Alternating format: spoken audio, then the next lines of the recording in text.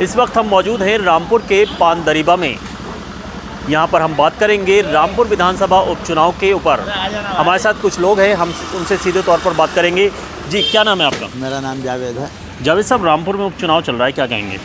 अब उपचुनाव के ज़बरदस्ती का चुनाव है। चुनाव तो अभी 6 महीने पहले तो हुआ था।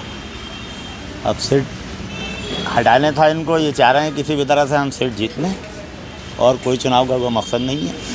रामपुर में 10 बार आजम खान विधायक रहे हैं, तो उनकी विधायकी का पूरे काल को किस तरह से देखते हैं? बहुत बढ़िया रहा है। देखिए आप, पूरा रामपुर चमक रहा है, और इससे अच्छा क्या काम हो सकता है। और आने वाले इंशाल्लाह वो नहीं है, उनका कैंडिडेट है, वही जीतेगा। रामपुर में उपचुनाव चल रहा है, क्या कहेंगे? क्या नाम है आपका? मेरा नाम मंजुल रानी है। इस तरह से उपचुनाव चल रहा है, इस पर क्या कहेंगी? ये तैयारी तो अच्छी हो रही है, और क्या कहते हैं, जो खड़े हुए हैं बीजेपी से सक्सेना जी, तो उनको ज़रूर जीतना चाहिए, और जब वो जीतेंगे तभी तरक्की होगी, नहीं तो बड़ा मुश्किल है। क्योंकि हमने उनसे वायदे करे हैं कि आप अगर जीतेंगे तो ये रामपुर में मल्टी स्पेशलिस्ट हॉस्पिटल खुलना चाहिए, और बहुत सारे जो फैक्ट्रियाँ बंद हैं वो चलना चाहिए, और रोज़गार होना चाहिए। आपका क्या नाम है? मैं डॉक्टर हर्षिता। रामपुर में उपचुनाव चल रहा है, क्या कहेंगी? आसिम राजा हैं समाजवादी पार्टी से, और आकाश सक्सेना भारतीय जनता पार्टी से, तो क्या कहना है, किसकी हवा चल रही दिख रही है आपको? आकाश सक्सेना की जीतना चाहिए उन्हें वैसे तो, और हॉस्पिटल की बहुत बड़ी कमी है। सबसे बड़ी यहाँ पे कोई मल्टी स्पेशलिटी हॉस्पिटल नहीं है। अगर वो खुल जाए तो बहुत लोगों की ज़िंदगियाँ बच सकती हैं, जो कि मुझे लगता है कि यहाँ की वजह से नहीं बच पाती हैं। और बाकी तो रोड्स वगैरह अच्छी हैं यहाँ पे, रोड्स और इम्प्रूवमेंट होंगे।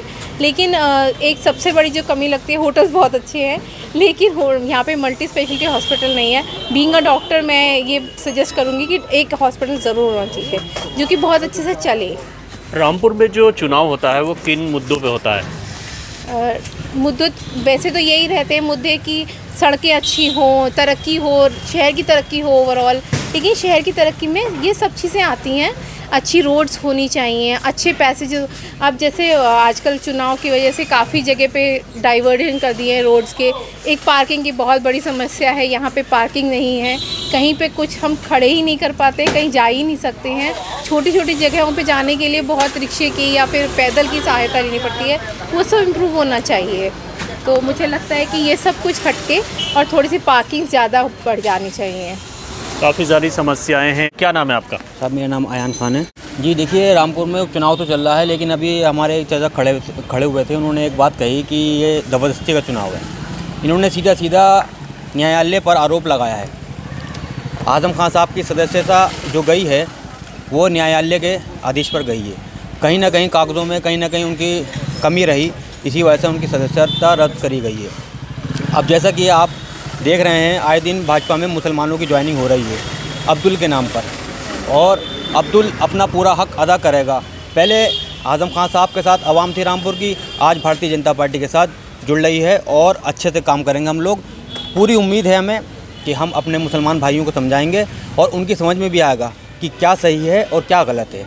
आकाश सक्सेना जी अच्छे कैंडिडेट हैं, अच्छे प्रत्याशी हैं, और वो रामपुर के आवाम के लिए कुछ अच्छा सोचना चाह रहे हैं और सोचेंगे। क्या अहम मुद्दे हैं रामपुर के? देखिए, सबसे बड़ा तो विकास का मुद्दा है। कितनी फैक्ट्रियाँ थी रामपुर में? कानपुर के बाद दूसरे नंबर पर रामपुर का नंबर आता था।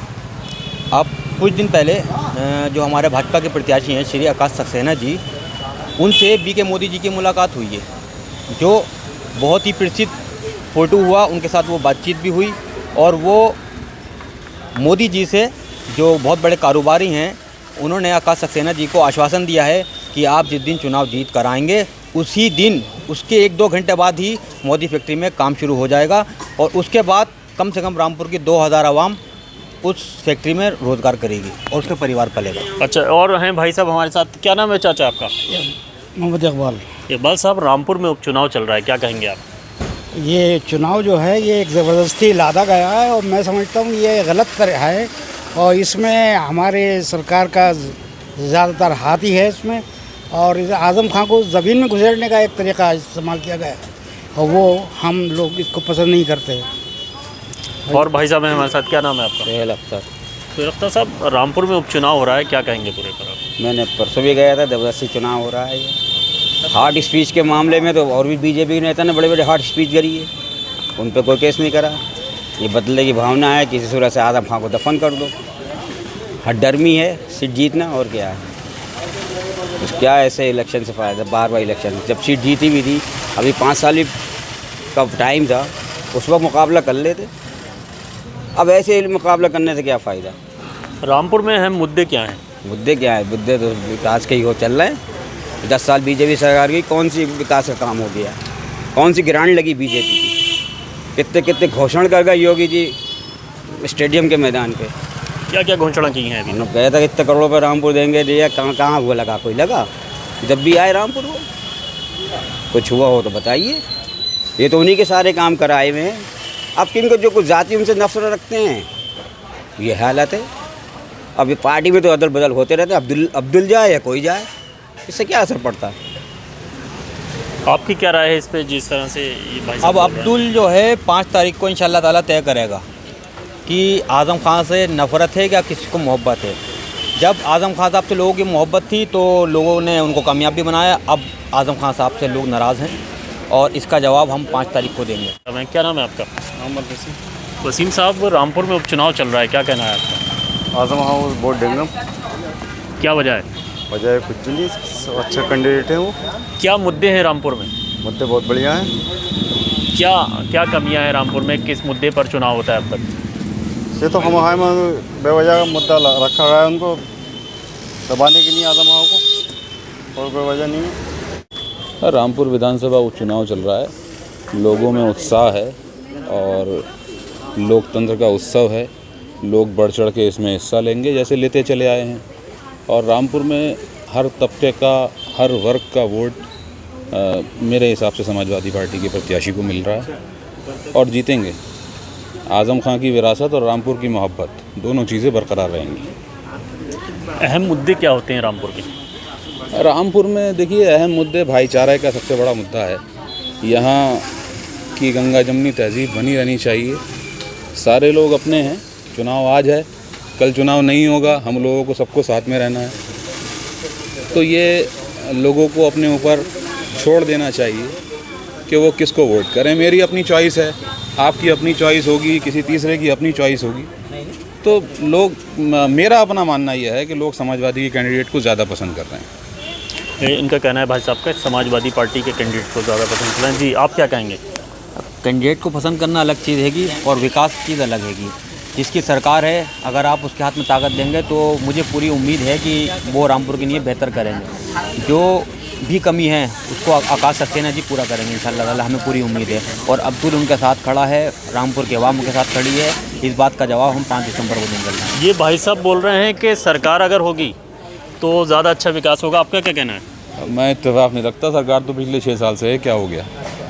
ज़रूरी नहीं है कि विधायक हो, ज़रूरी नहीं है कि विधायक हो। सरकार तो पूरे उत्तर प्रदेश की है। और जो मैं समझता हूँ कि सौतेला व्यवहार करके दिखाइए ना भाई, विकास करके दिखाइए, लोगों को एग्जाम्पल दीजिए कि यहाँ ये हो सकता है। देखो, हमने करके दिखाया, हमें वोट दो। भाई सरकार आपकी है, आप करके दिखाइए कि देखो भाई हमने ये विकास कराया, इस पे हमें वोट दो।